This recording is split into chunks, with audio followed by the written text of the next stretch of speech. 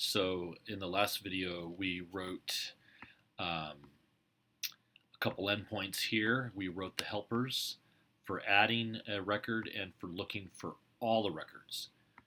Let's write an endpoint where we're looking for a specific record. Right now in Insomnia, we have a couple records.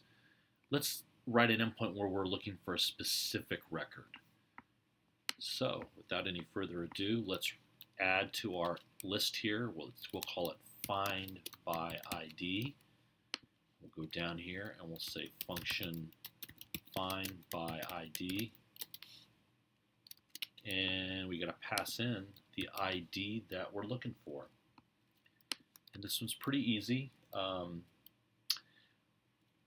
First we can start with this, return out of the database what table, and this gives us all the records. But if you took the SQL course on W3 Schools, or if you're familiar with writing SQL, you can chain on to your queries further conditions that will define further what you want. And so with using Knex, if you go to the documentation, there is a where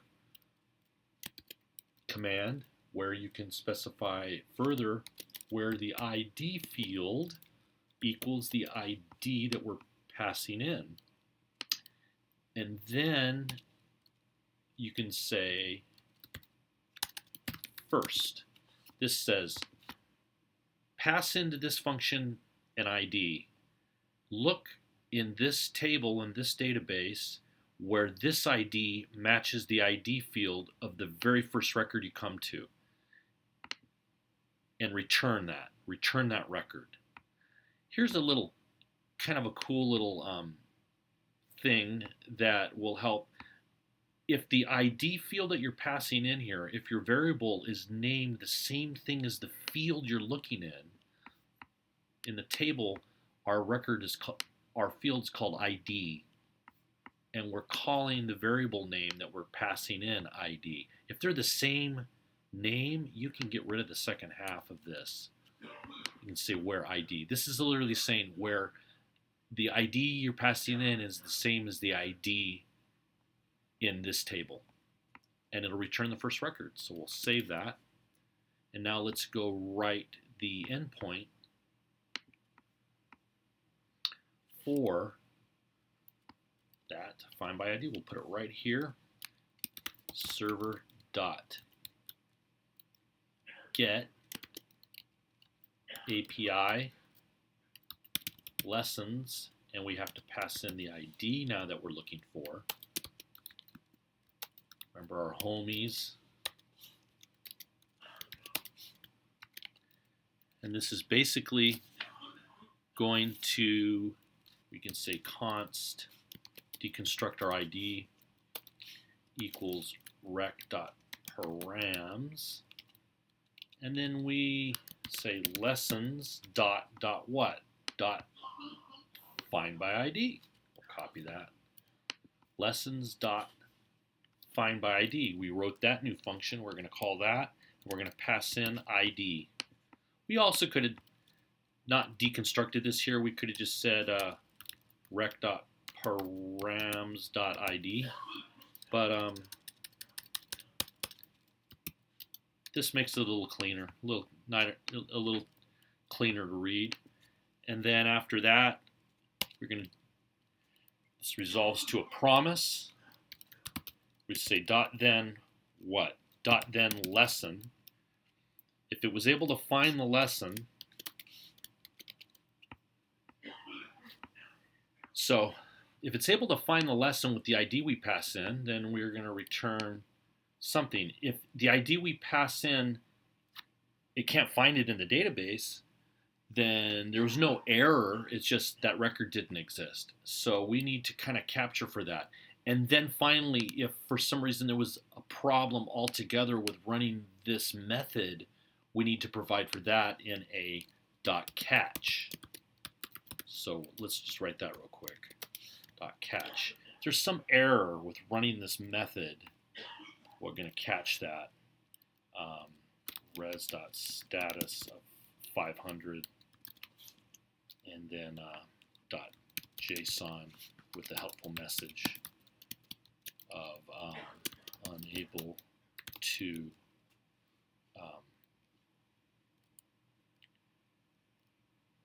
unable to perform operation. I guess something that lets the developer know that there's something going on. What if after this code base is written, another developer is working on this code base and accidentally they enter something like that, or they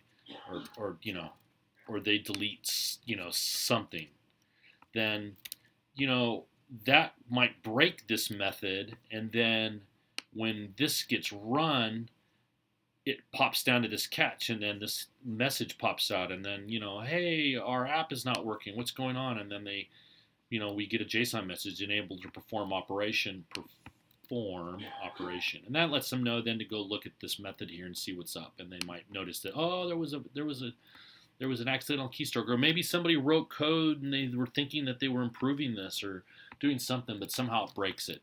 But that's why we have our catch in every endpoint, just to take into account, make sure that things work.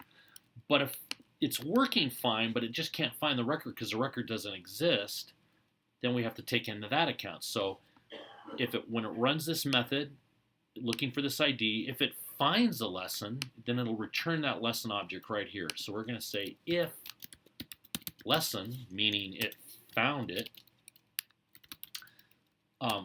then res.status of 200.json, and we'll just return the lesson.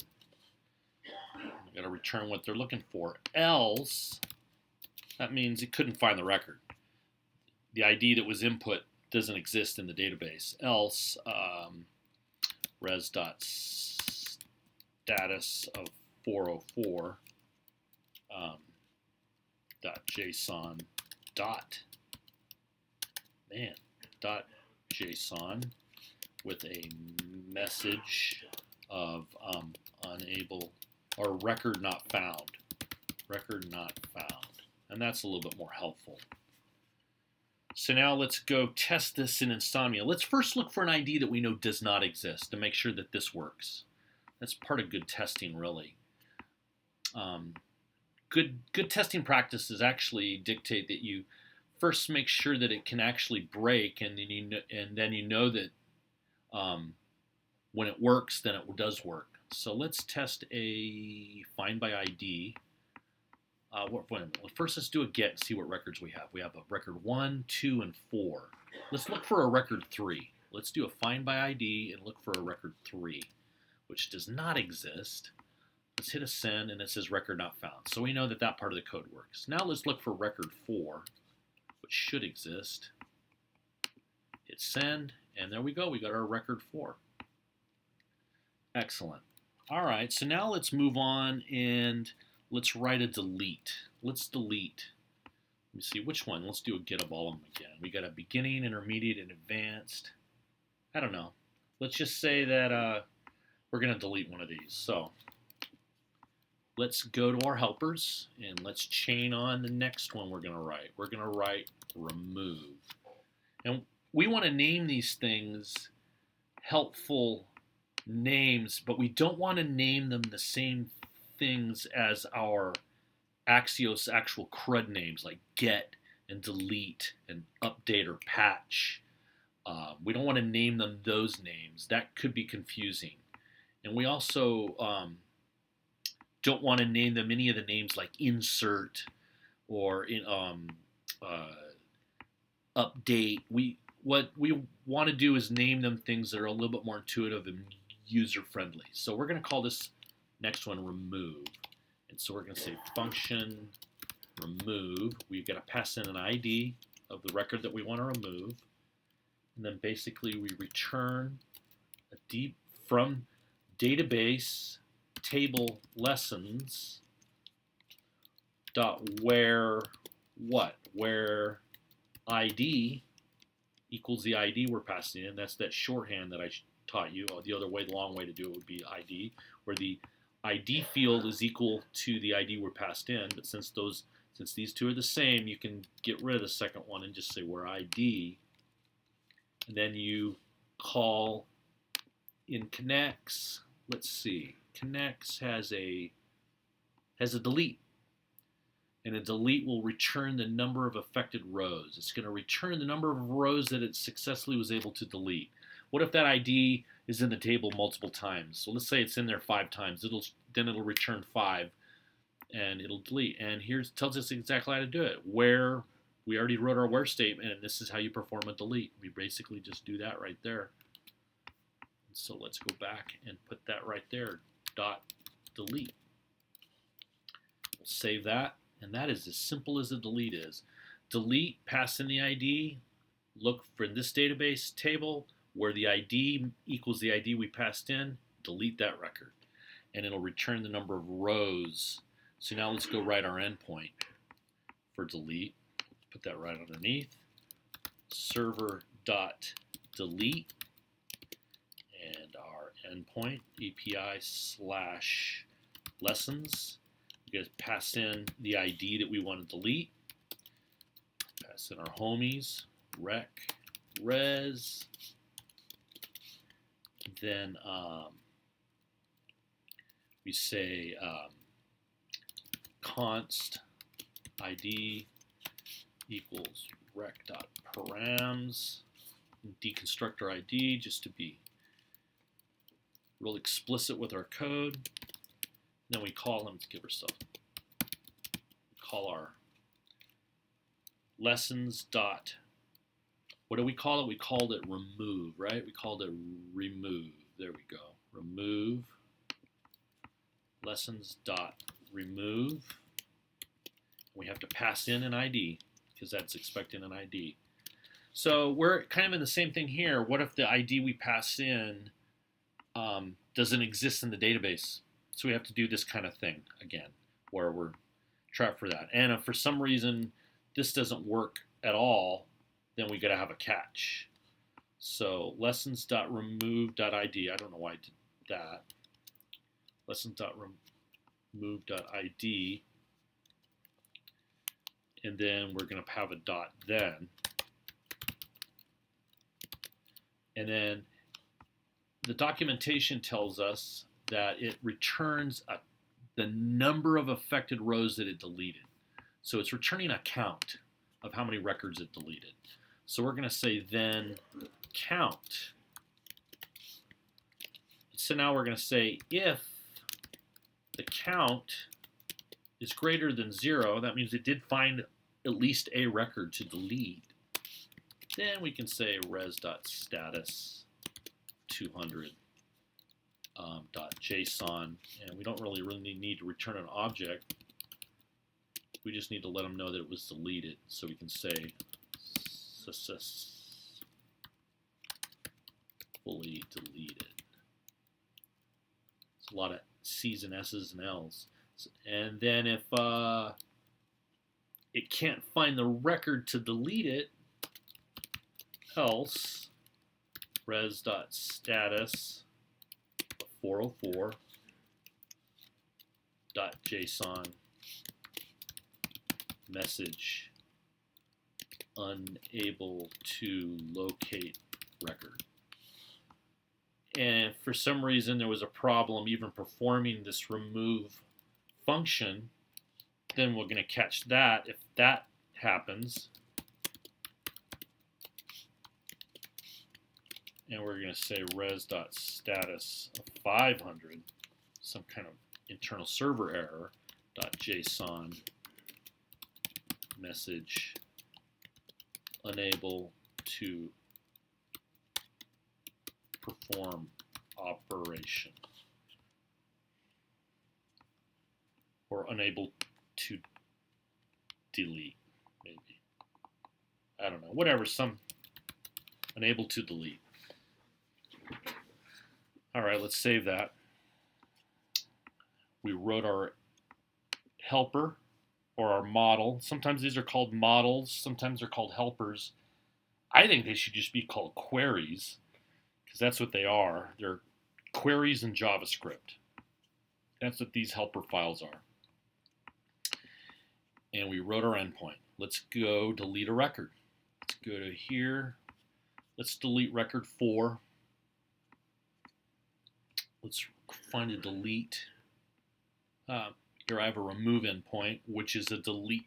So yeah, created a new thing, delete, and we're going to delete. Well, first let's test. Let's do a get again. We have a record 1, 2, and 4. Let's try to delete record 3 that doesn't exist. Remove. So we're trying to delete record 3 right there. Let's try to delete it. It says unable to locate record. Good, that works. Now let's delete record 4. And successfully deleted. Let's prove that by doing a get of all our records, and there we go. It did delete it. You can also, check this if you like. In earlier lessons, we installed SQLite Studio. All these records, you could go in there and refresh the database and look at the tables, and you can see all these records as we add and delete and update and change them. You can all see them in SQLite Studio also, just to substantiate that what we're doing. All right. In the next video, we are going to do an update query where we're going to update a record. And then we're going to, after that, start to learn how to enter records for the messages table. And yeah, after that, then I think we will be able to discuss routing, because right now we're writing these all these endpoints in this big index file, and this index file is getting massive. Imagine if this is a huge application. The index file should really only have just stuff related to kind of getting these servers started, and then all of these endpoints should really get broken up and put into different files. So after we finish our next couple of endpoints and complete our full CRUD operations, then we're going to discuss routing and how we can make our code base a lot more in line with best practices in the industry. I look forward to seeing you in the next video.